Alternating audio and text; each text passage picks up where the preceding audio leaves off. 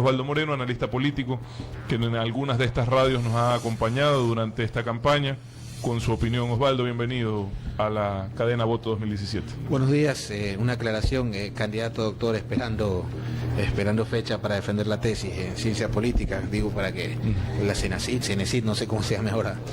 Doctor, lo interrumpo nada más.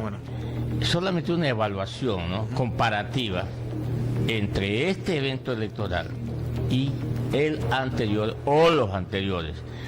¿Qué diferencias ve usted? Bueno, primero gracias por la invitación, un gusto estar en estos micrófonos y apoyando este tipo de iniciativas, porque creo que la radio es un medio de comunicación que está hoy más que nunca vigente. Me parece que a diferencia de otros procesos, tenemos la ausencia del gran actor, digamos, del gran elector que ha sido durante los últimos 10 años el presidente de la República, Rafael Correa, quien sí puedo nombrarlo, citarlo porque no es candidato. Creo que finaliza una etapa para el país bastante interesante, una etapa quizás muy parecido al velasquismo, solo que un velasquismo exitoso, digamos, en el sentido de haberse prolongado en el tiempo que tuvo que estar. Y creo que iniciamos una etapa de transición, es decir, pasamos una etapa de transición donde finaliza esta primera etapa de Rafael Correa en el poder y donde finalmente los ciudadanos deberán evaluar y decidir si se mantiene la continuidad del modelo o si hay alguna apuesta a quienes proponen otro tipo de país. A mí me parece que la oposición durante esta campaña manejó los tiempos, manejó la agenda, hablamos de impuestos, hablamos de exámenes de ingresos, no hubo un debate dentro del campo ideológico. Por ejemplo, escuchaba a un candidato hablar de privatizaciones abiertamente, algo que era mala palabra hace 5 años atrás. Nunca hubo un debate en ese campo, en ese contexto. Lo que pasa es que el gobierno empezó a hablar de privatizaciones también antes de la campaña, ¿no? En alguna forma eso abrió una puerta que el mismo gobierno la cerró cuando entró. Eso cambió tal vez la posibilidad. Yo coincido contigo, privatización fue mala palabra los primeros 7 u 8 años del gobierno. Luego, cambiadas las circunstancias económicas, el mismo gobierno planteó ciertas privatizaciones y el discurso político de nuevo retomó un tema que había sido marginado por años. Ergo ya ha aprobado, por ejemplo, la carretera Guayaquil-Salinas. Concesión. Sí, Era una concesión privada pública, ¿no? Ya eso es privatizar. Pero ya había candidatos también que hablaban de privatizar sectores como la salud, pues no, ya habían otro tipo de debates. Pero al margen de eso, me parece que concluimos una primera etapa, entramos en una etapa de transición, valga la redundancia, donde me da la impresión que el mensaje central ha sido, de parte del oficialismo, nosotros después de 10 años seguimos siendo el cambio, y una oposición en algunas partes que prácticamente nos propone vivir en un paraíso fiscal. En ese contexto y en ese marco creo que serán finalmente los electores. Hasta hoy día sabemos quién es presidente por Twitter, quién gana encuestas, quién gana Exipol, quién gana en la casa, quién gana en el trabajo, pero finalmente el organismo formal esta noche nos dirá quién será el ganador de estas elecciones. ¿Qué se decide hoy día, doctor? Yo creo que la continuidad o ratificación de un modelo que ya es la historia la que tiene que juzgar y los ciudadanos con sus errores y aciertos, o en este caso un giro que podría ser para muchos un salto al vacío, o podría ser un cambio, que es lo que político y económico, o un giro más político que económico. Yo creo que las dos cosas, ¿no? Lamentablemente en nuestros países la economía es manejada por temas políticos, ¿no? Y debería ser al revés. Y en ese contexto está claro que tenemos una línea muy clara, muy de una suerte de socialismo a la ecuatoriana. Creo que hay un error en el análisis, ¿no? Hablar de Ecuador como hablar de Venezuela, como hablar de Bolivia es como hablar de Colombia, hablar de México, hablar de Argentina. Creo que cada país tiene su proceso. El que va 1 hora al aeropuerto de Maiquetía en Caracas se da cuenta que acá es otra historia, pero al margen de eso se juegan muchísimas cosas.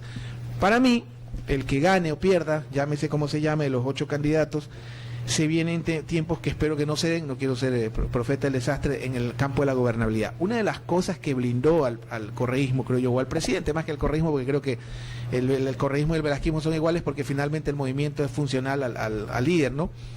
Y lo digo en buenos términos. Yo creo que podría venir una etapa, no haber el blindaje que tenía el presidente de más de 100 asambleístas en una asamblea de 130, y eso generará que el que gane, llámese como ya, tendrá que sentarse en la mesa de negociaciones para hablar con los bloques legislativos. A todos los oyentes hoy le tienen que entregar 5 papeletas. 5 papeletas. Recibo mensajes de gente que hace este comentario. Esto realmente está en sus manos. O sea, si a usted no le entregan las 5 papeletas, debe de reclamarlas. Está en sus manos como oyentes. 5 papeletas. Presidencial, asambleísta nacional, asambleísta provincial, Parlamento andino y consulta popular. de la consulta popular, Osvaldo Moreno, no trascendió mayormente. De hecho, comentábamos que la mayoría de la gente no sabe de qué se trata ni siquiera la consulta popular. Le cuento que yo a un medio colega suyo esta mañana y ayer me abstengo de hablar del tema de la consulta porque abiertamente he hecho campaña por personalmente, ¿no? En las redes sociales es una de las tendencias, ¿no? Y yo tengo una postura definida en ese campo y creo que no. Pero lo que te quiero decir es, en general no fue tema durante la campaña. No fue un tema de la agenda, pero está dentro de las papeletas, ¿no? Finalmente, como decía, ¿no? Ya se acabó el tiempo de las encuestas, los ganadores de Twitter, los ganadores de encuestas. En este país ha habido perdedores exipolpo. Acuérdense de 96, el caso de el alcalde de Guayaquil, el expresidente Bucarán, y ya llega, digamos, la hora de la verdad, donde el pueblo llano, el pueblo bueno, finalmente va a tomar la decisión y nos va a sacar a todos, me incluyo, a todos los que vivimos en esta burbuja de la opinión pública.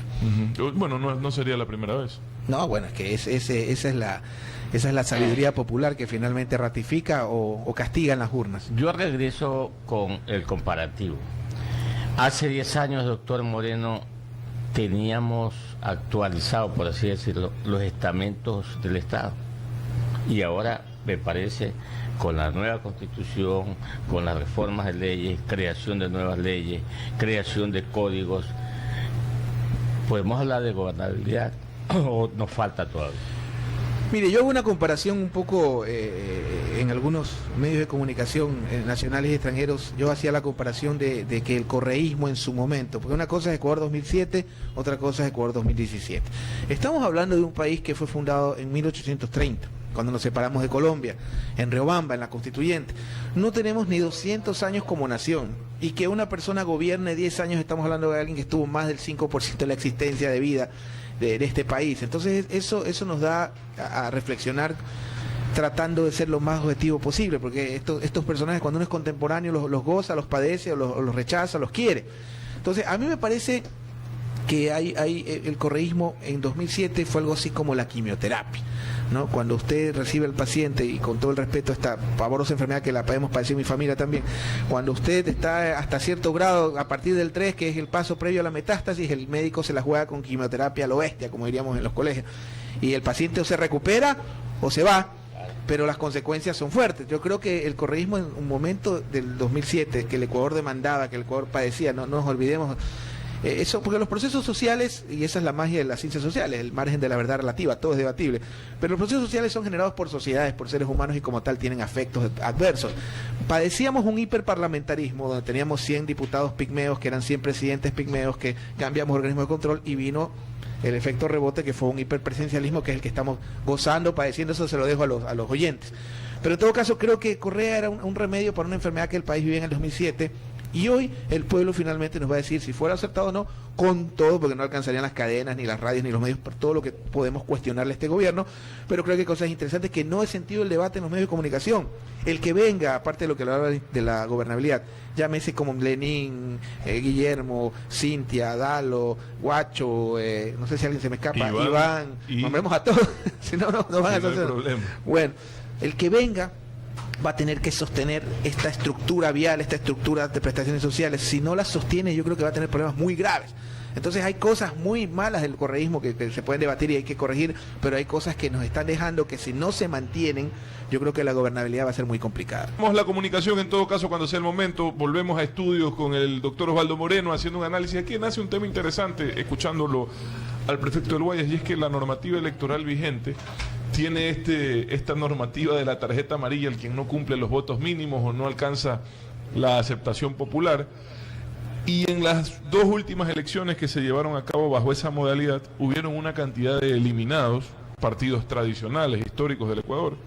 Unos regresaron con su misma identidad, otros regresaron reinventados o reempaquetados, por decirlo de alguna forma, Osvaldo, lo cual finalmente hizo que el propósito de esta normativa, que era depurar el padrón, las listas más que el padrón, depurar las listas, no se cumpliera. Volvemos nuevamente a una elección con 8 presidenciables, con gran cantidad de candidatos y representaciones políticas.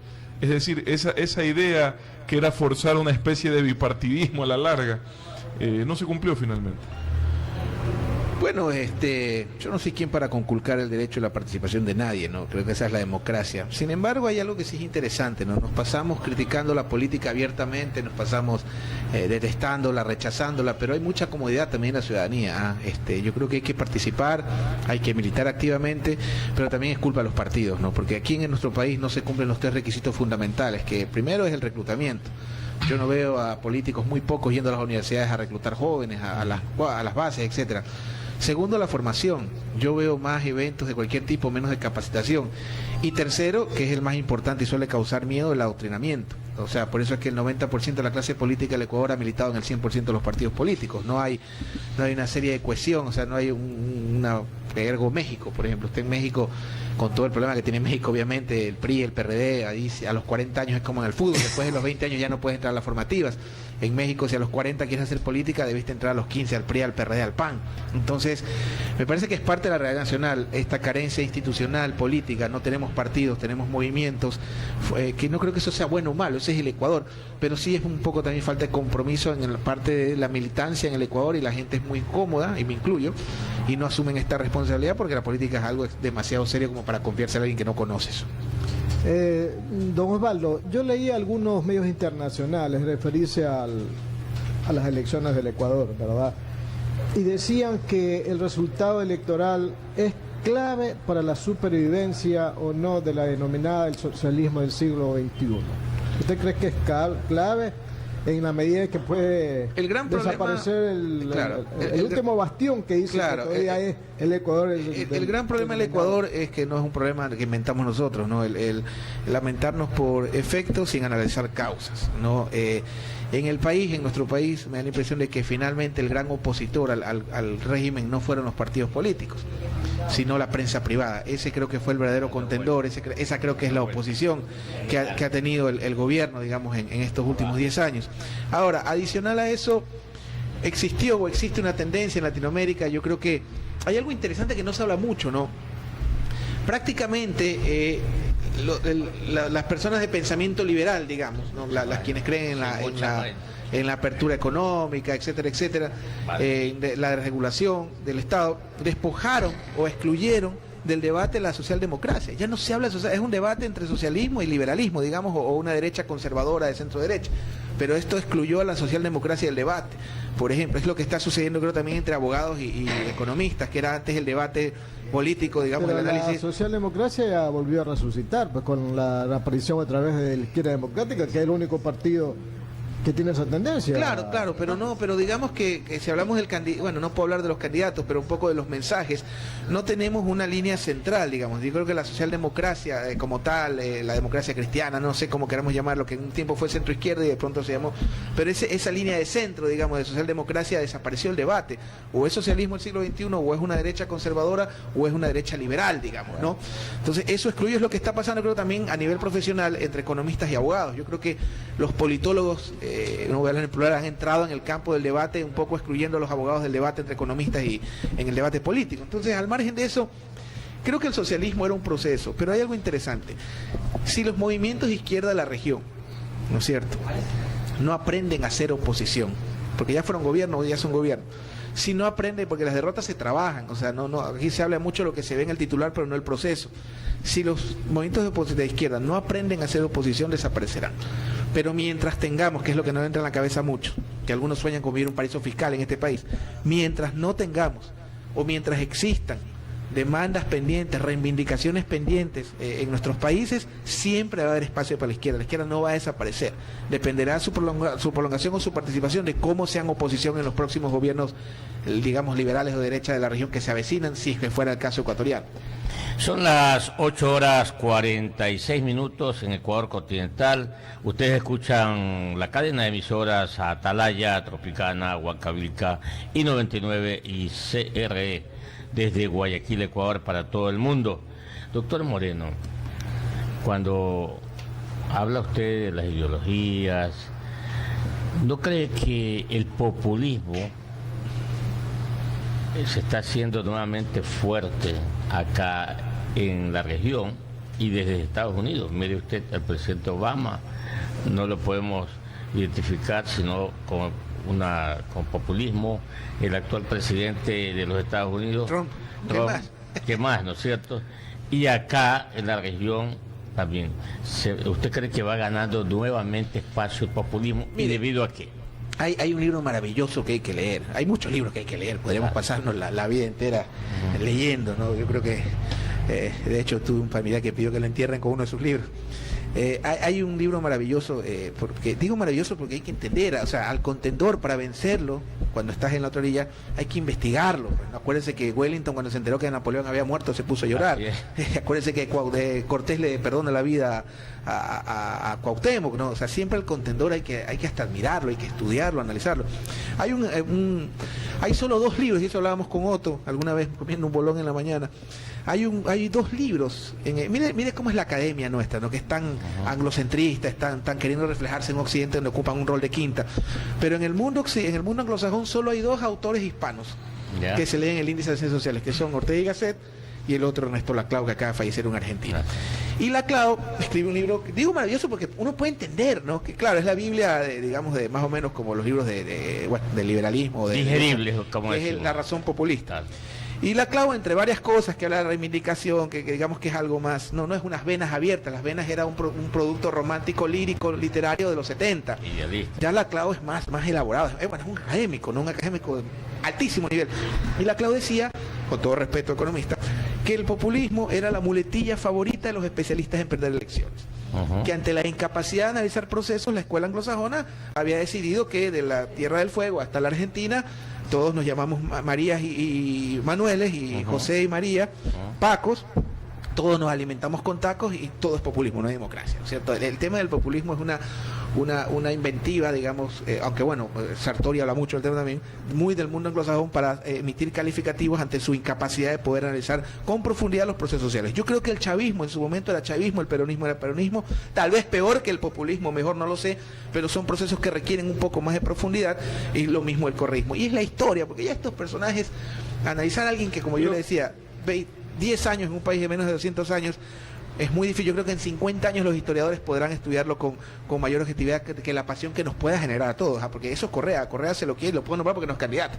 Al presidente se lo quiere o se lo silba, o sea, no hay punto de equilibrio. Solo un ruso o un árabe que no lo conoce le parece indiferente, pero cualquier ecuatoriano o lo sigue o lo rechaza. Son este tipo de... Tal vez si no hay populismo puede haber niveles de madurez del electorado, como para no caer en trampas electorales de propuestas imposibles, o de discursos de confrontación, ese tipo de cuestiones. Pero Otto, con todo respeto, ¿quién es este pobre mortal para decidir lo que decide bien o mal el pueblo? Yo en eso me va a usted calificar de populista. Populista. Creo que el pueblo no se equivoca. Porque el pueblo, bueno, si vamos al pasado, ¿no? Porque también hay anarquistas del siglo XXI, así como César, que reniegan de la presencia del Estado, etcétera, etcétera. No, pero te digo porque evidentemente uno conoce, al igual que tú, estudio procesos políticos, elecciones, etcétera. Total. Y uno puede ver comportamientos en sociedades en donde donde el tipo de líderes que se escoge o el tipo de discursos que se consume no acepta pero yo creo no acepta temas que no sean comprobables, que no sean viables. Entonces eso sí responde a un nivel de formación, de educación. No es una crítica a nadie, y la gente tiene su derecho a elegir. Sí. Y no me convence tu respuesta porque es la fácil. La difícil es tratar de elaborar y decir, bueno, queremos un electorado que procese y haga un mejor escrutinio de lo que le ofrecen y le plantean. Pero es que es al revés. La fácil es quedarme en la burbuja y ellos están equivocados. Yo creo, ellos están equivocados. No, hay 2 mundos. Uno, el que genera la burbuja de la opinión, porque hemos hablado de eso largo y extensamente, la burbuja de la opinión pública. No siempre, le comento algo, los temas que, con todo respeto a este diario que le tengo mucho afecto, no siempre lo que ponen los titulares en sus tapas los periódicos, lo que hablamos los analistas en estos foros, estamos de acuerdo, es lo que la gente en su mesa discute, ¿no es cierto? La gente tiene otra agenda, entonces a veces se nos hace difícil entender, entonces yo concluyo en que no son maduros. Hay algo que se llama el pacto social que se firmó hace más de 500 años, hay que leer el Leviatán, donde la sociedad finalmente renuncia a un derecho individual para, en favor de la sociedad, delegar a una persona.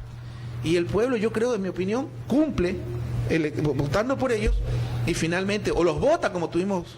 Hablemos en términos como hablamos los montubios. Bueno, pero mira tú lo que dices de los votos. La mayoría de los votados dicen que no, y de hecho tú revisas, ¿no? Los votos de votar con V. Me refería a los golpes, mira tú, que se han dado en el Ecuador históricamente, lamentables la gran mayoría de ellos.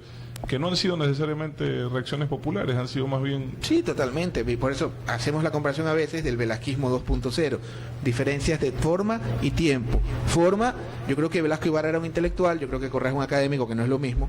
Tiempo, en los tiempos del doctor Velasco Ibarra, la CIA era un problema, y en lo que son idénticos, creo yo, que son clones, tanto el doctor Velasco Ibarra como el doctor Rafael Correa, las oposiciones que tuvieron fueron institucionales.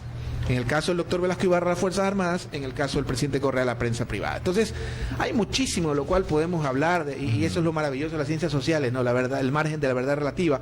Pero en todo caso, me parece que hay que hacer reflexiones muy profundas y no quedarnos más allá de los clichés, de las academias, las líneas de pensamiento de izquierda, derecha, centro. Creo que el Ecuador está tomando una decisión, y la decisión que tome debe ser sagrada. Esto es una cadena de radios integrado por Atalaya, Tropicana, Huancavilca, I-99 y CRE.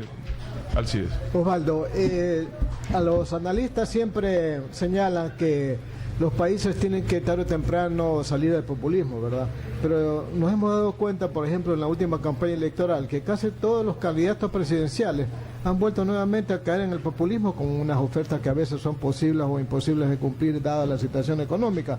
Entonces la pregunta es fácil, pues, para ganar una elección caigamos en las ofertas populistas y ya. ¿Y cuál es entonces el cambio, la renovación? Bueno, la famosa faz agonal y la faz arquitectónica de la política. La faz agonal, la promesa, ¿no? Hablemos en criollo, el noviazgo, ¿no es cierto? Fresco, mensaje ofertante. Ahorita te ofrecen desde luz gratis, hasta casas gratis, hasta todo gratis, hasta que vivirás en un paraíso fiscal, vamos con todo, ¿no? No, ahorita todo es gratis, todo, para todos hay. ¿Qué usted no quiere pagar? ¿Qué no le gusta? ¿Qué no te... Toma gas, tómalo. ¿No quiere pagar impuestos? O sea, para todo. Ahorita ahí, como decimos... Se convierten a los electores en vagos para que no trabajen. Pero esa es la fase, bueno, eso ya es otro debate. Es la fase arquitectónica, ¿no es cierto? Y la fase agonal es lo que se llama en política la fase de la construcción, que es ya la que usted comenta, la parte del gobierno, donde ya el mensaje no es ofertante. Cuando yo soy candidato fresco, como el noviazgo, y cuando soy presidente o cuando estoy en el poder, ya no ofrezco, ya justifico. Día a día, como AA, cada 24 horas hay que superar la adicción, cada 24 horas tengo que justificar mi permanencia. Entonces, en la fase arquitectónica, en la fase agonal, oferto, ofrezco, soy novio, para hablar en idioma sencillo, sencillamente, y en la fase arquitectónica, gobierno, y ahí ya no ofrezco, ahí justifico, ya estoy casado, digamos. Entonces, hay algo que yo admiro de la gente que se reelige en cualquier cargo, llámese como se llame, sea de centro, izquierda, derecha, de género, que es una línea de pensamiento ahora, que es el tema de las reelecciones. Cuando usted reelige un funcionario, o cuando usted como funcionario se está eligiendo, el electorado triplica y hasta cuadruplica sus niveles de exigencia, porque ya está evaluando a esta persona. Ya pasó la etapa en la del enamoramiento, en la cual usted le ofrecía lo que usted decía, el baratillo de ofertas, y ya en la gestión de gobierno, cuando se reelige en cualquier cargo, podemos poner ejemplos, el alcalde que no es candidato, pero que lo puedo nombrar. Los guayaquileños son, con todo lo que se le puede cuestionar a la administración municipal, los guayaquileños lo ratifican. Lo mismo con el alcalde Nebot, el presidente de la República, lo mismo con el prefecto Jairala. Entonces creo que son fases de la política que se presentan, y yo podría decirlo fácil, no, sabe que es populista y me voy a mi casa a una hamaca a descansar y cerré los libros, pero es bastante interesante el tema. Son las 8:55.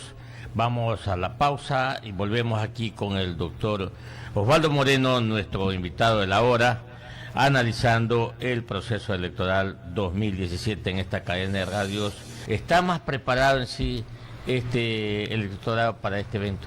No sé si preparado, pero sí puedo decirle que está más exigente. Ya. Está muchísimo más exigente, ya... Bueno, casualmente, si está preparado, va a ser más exigente. Sí, no, sin duda, pero ya ahora, digamos, está claro de que salimos de una década de generaciones enteras que, como Guayaquil, por ejemplo, ¿no? Hay generaciones enteras, un joven de 15, 20 años, lo único que su concepto de alcaldía es Jaime Nebot. De la misma manera, hay generaciones que su concepto de presidente es Rafael Correa. Entonces, en ese contexto, hay un electorado que podría apuntar a un cambio, como podría ratificar la continuidad, porque a veces el cambio da miedo, la zona de confort, bueno, ya es un tema de un psicólogo, no mío, y imagínense a nivel de masas, debe ser más difícil analizarlo, pero hay un electorado que llega y efectivamente sus angustias, sus demandas, sus alegrías las va a traducir con quien se identifique, porque los pueblos, mi querido amigo, no tienen los gobernantes que se merecen, tienen los gobernantes que se les parecen. Aquí entra mucho el juego de la identidad. Osvaldo, y para esa creación del criterio que usted dice del elector, ¿verdad? ¿Qué papel juegan las redes sociales? Bueno, las redes son un canal más de comunicación. Hemos cometido el error gravísimo de poner a la comunicación funcional a las redes sociales, y es al revés. Hay que poner a las redes funcionales a la comunicación. Y lo son como es la radio, lo son como es la televisión, como es la prensa escrita. Es un canal más de comunicación, pero el recurso más importante es la comunicación, no el medio. Es decir, el mensaje. El mensaje es el recurso, es la materia prima de una buena campaña electoral, de un proceso. Es lo que tú comunicas, cómo lo comunicas, a quién lo comunicas, si eres candidato en función de lo que vas a hacer y si te vas a elegir en función de lo que has hecho. Pero las redes terminan siendo eso, un canal más de comunicación para difundir el recurso más importante, que es el mensaje. Pero ante una eventualidad de una falta de información o una prohibición de información, las redes sociales están abiertas. Sí, pero aquí entra, son claves en un momento determinado. Aquí entra un debate donde yo tengo coincidencias con el presidente y donde no las tengo, ¿no? Lo que se llama el estado de opinión, que es lo que habla el presidente, que a mí me parece, prefiero el estado de opinión porque lo puedo regular, y el estado de viralización, que es pavoroso y tenebroso porque al menos al medio común lo regulas, a las redes no. A mí me llegan 20 mensajes al día de cosas que 19 son mentiras. Los medios de comunicación han ayudado muchísimo a la ciudadanía en general, pues a estar bien informados, y eso pues esa es la pregunta, ¿no? Esto va a contribuir mucho en este evento electoral para, primero, yo diría, elegir mejor de pronto, ¿no? Llegar muchos a la urna. Escuchábamos esta mañana al colega Edrobo desde Azogues. Decía que ya a las 7 de la mañana los ciudadanos de Azogues, de Cañar, ya estaban al pie de la urna, haciendo fila. Acá en Guayaquil, por ejemplo, escuchábamos a los compañeros en los reportajes que dicen, no llega todavía el presidente de la mesa, no llega el miembro, etcétera. Entonces, los ciudadanos, el doctor Moreno, en este evento electoral, ¿cree usted que van a ir más seguros a tomar esta decisión? Mire, el mejor marketing político, la mejor comunicación política es la buena gestión de gobierno. No hay fórmula estrella, medio de comunicación, consultor político, publicidad. Y mientras usted no tenga una base sólida de gestión, nada de esto sirve. Entonces es un complemento. Entonces los ciudadanos se informan, obviamente, con lo que los medios, los analistas hablábamos, etcétera, lo que hablamos de la burbuja de la opinión pública, pero finalmente a la hora de elegir o reelegir una persona, tienen una serie de variables que van desde lo que perciben, desde lo que les angustia, lo que quieren, lo que no quieren, etcétera, etcétera. En este caso puntual, hablemos de Rafael Correa, porque no es candidato. Mi preocupación, o no, mi curiosidad, digamos, dentro del proceso, porque aquí lanzamos una serie de hipótesis que obviamente esta noche ya no va a haber ganadores de Exipol, ganadores de Twitter, ganadores de encuestas, o sea, no. Ya va a salir el ganador o los ganadores de la elección.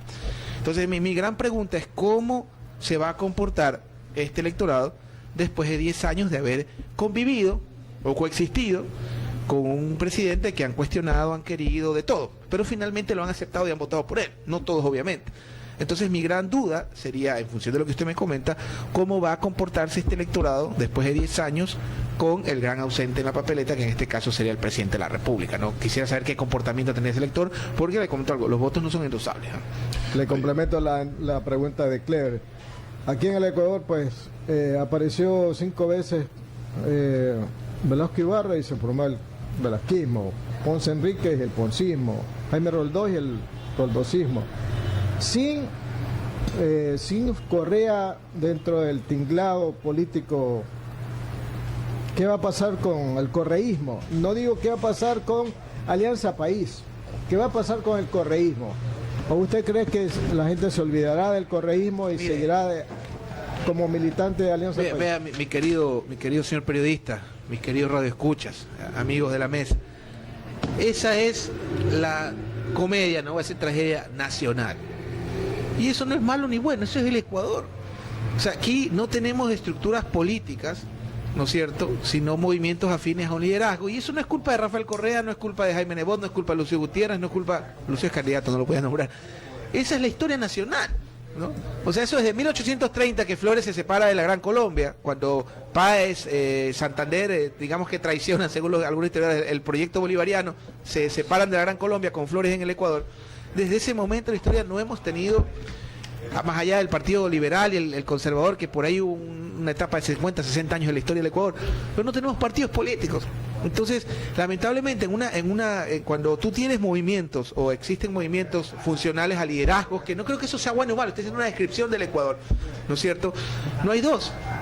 ¿Quién es el 2? Puedo decirlo porque no es candidato de Jaime Nebot, por ejemplo. Es la gran duda que ya la conversaremos en las seccionales. Sabremos hoy si el 2 del presidente es su candidato o no lo es. Entonces, ¿quién es el 2 de Lucio Gutiérrez? ¿Quién es el 2 de...?